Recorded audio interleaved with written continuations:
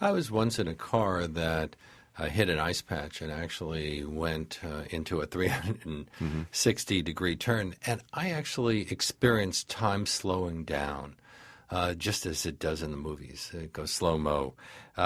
Weren't you surprised when you and Jeff Skiles listened to the cockpit tapes of the flight later and realized just how fast everything had happened? Absolutely. In fact, I think that's one of the, for me still, to reread what we wrote, that's one of the more moving passages in the book. Later on, when we finally had a chance to together listen to the cockpit voice recording at the NTSB headquarters in Washington. And I didn't think time had slowed down for me. I thought my time perception was normal. And it certainly didn't feel at the time that time had slowed down at all. It seemed like it happened quickly. But it turns out that was the case for you. But it turns out that it happened even amazingly more quickly than I remembered it. It was shocking how fast it happened. It took my breath away to listen to it. Are pilots trained to think about the passengers only, or are they also supposed to think about their aircraft? After all, this plane was worth something like $60 million. Well, we were able that day, and I think many would have been able to clearly set priorities. And the priority had to be to save people at the expense of damaging the airframe. So the plane could go. There was you were going to say people, but of course, when you landed, you realized that you still had a lot of problems ahead of you.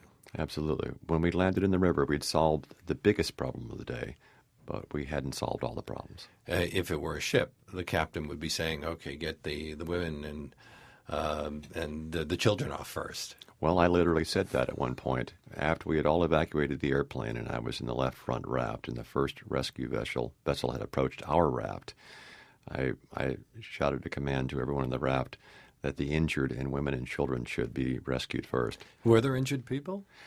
I'm not sure. There certainly was hypothermia. I don't know if there were other injuries. At that point, it wasn't clear to me. But as it turned out, we were packed so tightly into the raft and the movement within it was so difficult that what happened, in effect, was that the people nearest the ferry were the ones taken off first. Well, it was January, so the river had to be very cold. Yeah, the air temperature was in the low 20s, the water temperature in the mid-30s. What was the weather like that day? It had cleared up. Earlier in the day, there had been some snow, but it was partly cloudy, light winds out of the north, and good visibility that day. My guest is Captain Chesley Sully Sullenberger. He has written a book called Highest Duty, My Search for What Really Matters. It's published by William Morrow. This is WNYC, WNYC.org. I'm Leonard Lopate.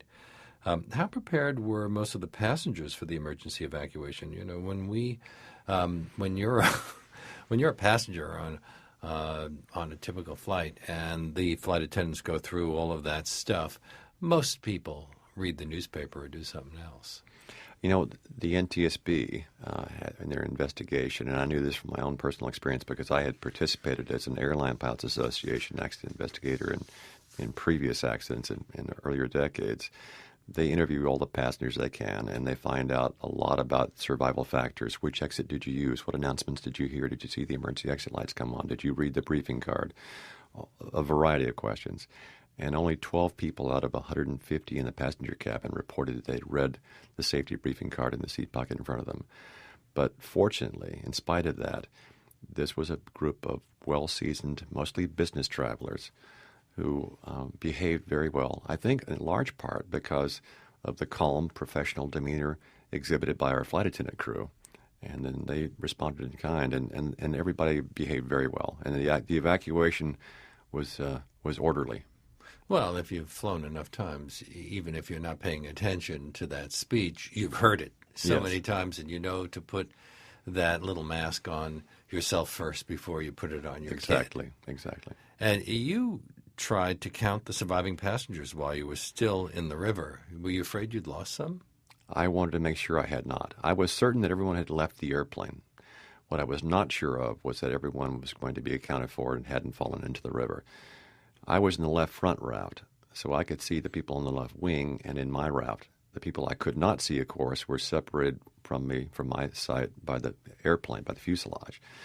So I attempted early on to get a head count in my raft, and shouting to a man near the leading edge of the inboard part of the wing on the left side, I asked him to get a head count. But those efforts were essentially overcome by events because the rescue happened so quickly. You've said that the only words that you had time to say to the passengers as you were going down was, "This is your captain, brace for impact." And then you second-guessed yourself.